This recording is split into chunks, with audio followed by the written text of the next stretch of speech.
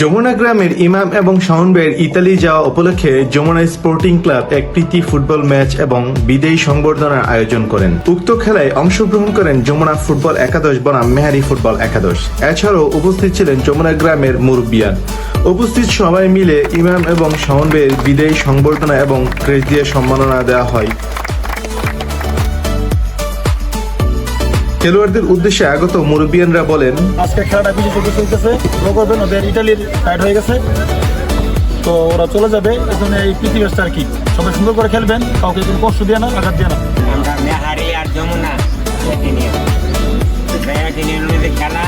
খেলা করা আমরা এই প্রত্যাশা এই খেলাধুলা কোনো বিশৃঙ্খলা মানে না হয়। আপনাদের কাছে দৃষ্টি আকর্ষণ করে বলছি, খেলা নিয়মকানুন মেনে চলবে, কারোর মানে আকর্ষণমূলক খেলবেন না। যে ভালো খেলতে পারে সে গোল দিতে পারে, আর গোল তো হার জিত আছে। ফুটবল একাদশ এবং যমুনা ফুটবল একাদশ আজকে আমাদের একটা আনন্দমুখর সময় এবং একটা দুঃখজনক সময়। দুই গ্রামের আমাদের মধ্যে একটা সুসম্পর্ক আছে, আমাদের বন্ধুত্বপূর্ণ সম্পর্ক এবং মাঠের মধ্যে একটা খেলাধুলার সম্পর্ক। আমাদের থেকে দুইজন আমাদের ছোট ভাই বিদায় নিয়ে যাচ্ছে, ইমাম হোসেন এবং শাওন। আমি তার মেহারি ফুটবল একাদশের পক্ষ থেকে এবং মেহারি গ্রামের পক্ষ থেকে তাদের উজ্জ্বল জীবন এবং ভবিষ্যৎ কামনা করছি। প্রত্যেকদিন সকাল হইলে আমাদের সবার সাথে সবার দেখা হয়, তো আমি সবার উদ্দেশ্যে বলতেছি সবাই খেলাধুলা করবেন, সুন্দরভাবে খেলাধুলা করবেন।